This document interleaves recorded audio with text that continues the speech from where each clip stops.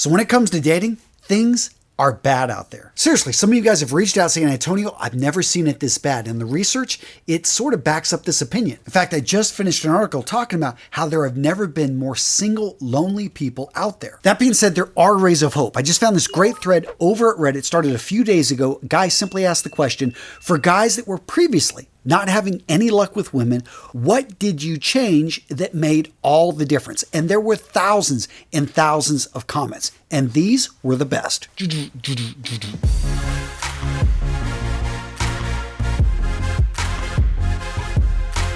So first up, I absolutely loved this question because what it talked about are things that you can adjust, things that you can change to all of a sudden start seeing positive results. A lot of us, we fall into this mindset of we want other people to change. We want the women of the world to change and all of a sudden start approaching us, start talking with us, start returning our calls, when sometimes, that's just out of our control. But what can you do? And that's what I loved about all these comments, about these suggestions, is they were things, actions that you can take as a guy right now in 2022. Now I get it. Some of you guys may be saying, Antonio, come on, I don't have the confidence for that. I've got issues. I've got problems. I'm dealing with ED. Erectile dysfunction affects 52% of men at some point in their lifetime. If that's you, you need to check out today's sponsor, Roman. And I've worked with this company for years, and I love how they make dealing with ED convenient. Roman's an online platform that allows you to be evaluated, to be diagnosed, and receive treatment, all from the comfort of your own home. And all treatments depend on a prescription that you'll receive after a medical evaluation by a doctor or nurse practitioner on the Roman platform. Now, once you're prescribed, Roman administers FDA-approved treatments for ED, and shipping is fast. They use 2-day shipping, and it's discreet. Oh, and it's affordable, starting at $2 a dose. And Roman, by the way, is a full digital healthcare clinic for men. So if you're dealing with other issues like premature ejaculation, hair loss, or other concerns for men, check out their offerings. Guys, if you're dealing with a lack of confidence because of ED, this is something you can get fixed. Check out Roman. I'm going to put a link down in the description of today's video, or go over to getroman.com/RMRS. When you go over there, you get $15 off your first month of ED treatment. Again, gents, go over to getroman.com/RMRS to make sure you get the best deal on the web. One of the top comments on this thread, one I 100% agree with, is the gentleman said, start to take more risks instead of overanalyzing everything. Seriously, anyone that's been in the situation of having a crush, of liking someone, wanting to ask somebody out, somebody you just thought was cute at the coffee shop, how many times have we overanalyzed this? I know I've done this multiple times when I was out there single, just dating. You think of all these worst case scenarios, you fall into this analysis paralysis, and before you know it, the opportunity is gone. Now, there was another top comment that basically said, is there a process, a way that you can get your brain to shut up and stop doubting you? My favorite response to this was to stop counting them as failures and instead count them as practice. View yourself like an archer. You're simply just taking aim, letting loose your shot.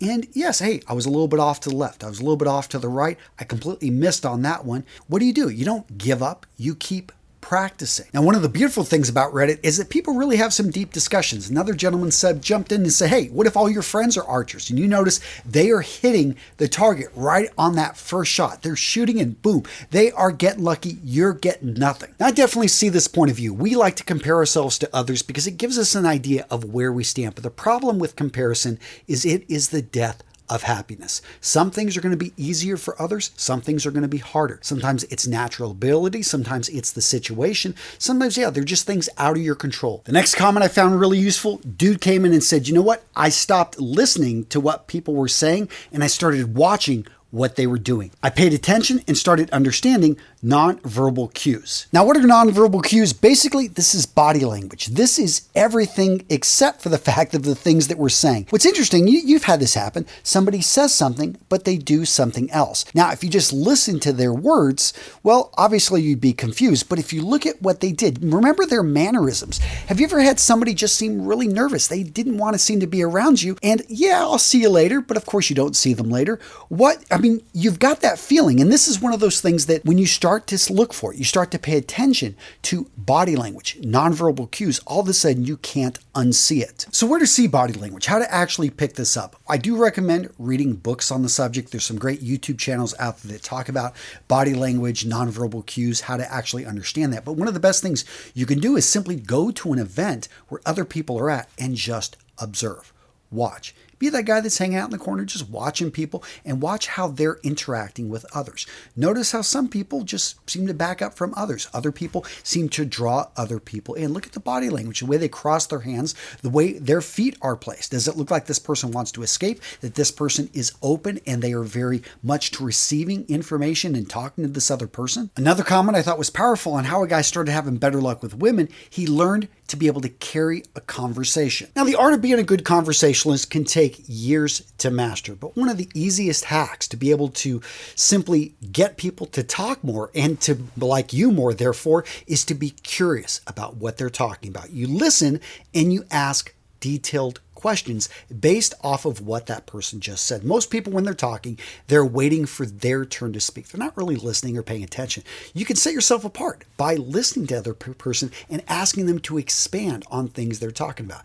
Now, eventually, hopefully, they turn it over to you. But even if they don't, they'll come away from that conversation really liking you, wanting to feel better about this guy that actually listened to them. Now, they don't realize they talked 90-95% of the conversation. You just ask them great questions, but this person just feels closer to you because you now know more about them. Now, this next gentleman was a man after my own heart. And he said, basically, changing my fashion and haircut was helpful. I used to wear huge t-shirts, too big of jeans, too large of suits, too large of shirts. If you've got a regular body build, wear clothing that fits you. Don't trust your mom. And that last part about trusting your mom was funny because there were so many guys that jumped in who apparently were getting fashion advice from their moms. And they were like, yeah, don't listen to, go in and talk to somebody actually that understands style, the best dressed person you know, ask them to evaluate your look. And that's solid advice, to get input from somebody that knows what they're talking about, knows what they're looking for. Just because she's a woman does not mean that she's going to be able to give you good style advice. My tips on this would be actually to seek out the best looking guy at your office and get tips from him, because he's also going to know where you should shop.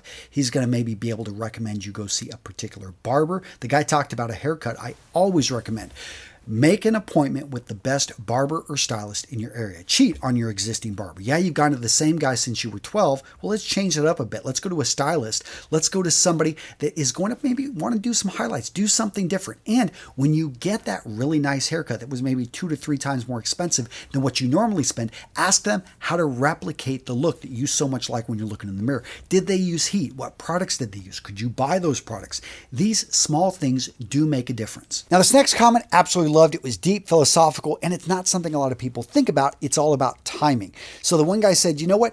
You could be the best person in the world, but it's just not a right fit for her, not a right time. She could be the most amazing girl in the world, but you just simply aren't into her. And guess what? Both of those situations are fine. Another person summed it up by saying you could be the sweetest peach on the tree, but if they're not into peaches, you're out of luck. And perhaps my favorite comment down this path is that you could be the whole package. You could be the whole shebang. You could be perfect, but delivered to the wrong address. When you think about that, it's about timing. It's about chemistry. There's so much that goes into a relationship, and if it's off, it's off. And most importantly, if it's off, it doesn't mean it's your fault. Now, this next comment seems obvious, but it needs to be said because that entire post was littered with comments about people that had improved the look of their body, going to the gym, changing their diet. One guy's like, I was 135 pounds, started going to the gym, put on 20 pounds of muscle, went from skinny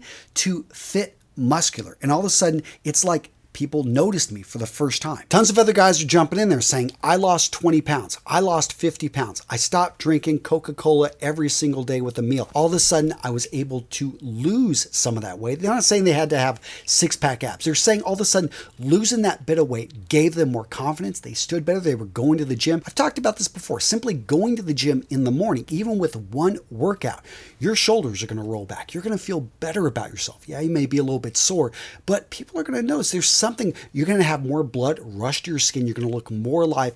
Guys, make it a habit. take care of yourself, take care of this one body you got. And I know we talked about confidence earlier, but I wanted to bring up this great comment. Gentleman said, I redefined confidence. It used to be, I was confident that I wouldn't get rejected. And then I realized confidence was knowing that if I got rejected, I could pick myself up and be fine. Now, this next comment, I didn't expect to go in the direction it did. Gentleman said, I calmed down. And he talked about how all of a sudden women started coming to him more, just life was easier. And a lot of people said, well, what do you mean by calm down? How do you calm down? The guy responds back, I stopped doing drugs. I stopped drinking. I stopped smoking, porn, sugar, using electronics, coffee. All those things that were overstimulating me, I cut back on. He said he started exercising, eating right, reading books before going to bed, spending more time with people, just having conversations. I mean, it seems pretty obvious. And I'm not saying that you got it. This was a big change. And there were so many points packed into this, but I liked how he called this calming down, because he pointed out that there are so many things in our lives that are overstimulating us. And to be able to pull back on that stimulation, a big deal. The next comment a lot of these guys made, they stopped viewing women as objects, as things to be won, and started just simply treating them like they would treat anyone else. One guy said it in particular, I plugged myself into female-dominated school, club, and work, and I started to get to know and treat them just like my bros. Another gentleman chimed in and said the single best thing is to treat women like regular people rather than trying to put them on a pedestal. Now, I know some of you guys are thinking this is obvious, but how many women friends do you actually have? I know in my early 20s throughout my mid 20s, I had almost none. My sisters were my only friends, but I don't know if you count sisters, because when I was in a male-dominated environment, the United States Marine Corps, infantry in particular, I mean, there was just no female Marines is what we called them. I mean, it's just the way we would treat women was very, I would say, very sexist in the Marine Corps. Even in college, I didn't have any female friends. Here I am referring to women still as females. Point being is it wasn't till I started my business journey and started mastermind groups and purposely sought out to bring in women who were smarter than me in many different areas in business that I realized I can actually have platonic friendships with women and not, I always felt that I couldn't have friendships with women because there would always be that sexual attraction. And, even if there is, it doesn't mean you have to act on it. It doesn't mean that you need to, in starting to realize that I could actually enjoy these friendships, these relationships, opened up a whole nother world to me. And I'm sure I'm not alone. And this comment I absolutely love. Gentleman said, you know what? I was boring. I made myself more interesting. And of course, there were follow-up questions. Specifically, how did you make yourself more interesting? Hobbies kept popping up. Being able to talk about things that you love doing with passion. And I know from other research I've read, women, doesn't really matter what you talk about, but if you talk about it with passion, if you can go into details, if they see that you're into something, they are attracted to that type of guy. Now, this next one may sound counterintuitive, but stay with me, and that is to lower your standards. So I got a good friend. He has such high standards for women. He feels they have to be under a certain age. They've got to have a certain body type, a certain build, certain look. And he's going for 9s out of 10s, and he has had no luck for years. You may say, okay, well, I don't want to lower my standards, but here's where you don't understand, is you're casting a wider net, because who is in her networks? Who all of a sudden could she introduce you to? And just a quick story about my wife. I met my wife because I was with another person. Now, I wasn't dating that other person, but I was hanging out with her and she was cool. She was very attractive. And all of a sudden I met another one of her attractive friends. Because here's the deal is, yes, that woman you're talking with, hanging out with, doing stuff, yeah, she may not be it's a simple friendship, but what's her sister like? What is her best friend or a friend of her friend? Now, this could end up, you may lose that relationship, but you build and you find another one. Find actually what you're looking for, guys. So don't be afraid, again, just to simply cast that wider net by engaging and doing things with more people, putting yourself out there. All right, gents, so now I want to hear from you. What change did you make that all of a sudden improved your dating life? Was it going to the gym? Was it dressing better? Was it simply working on yourself to become a better person? What was it? Let me know in the comments below. So what video to watch next? How about why men are giving up on modern dating? Honestly, there's a lot of pitfalls, a lot of problems out there. And in this video, we actually bring in, again, if you enjoyed today's video, you're going to love this one. Solid video, guys. Go check it out. I'll link to it down in the comments below.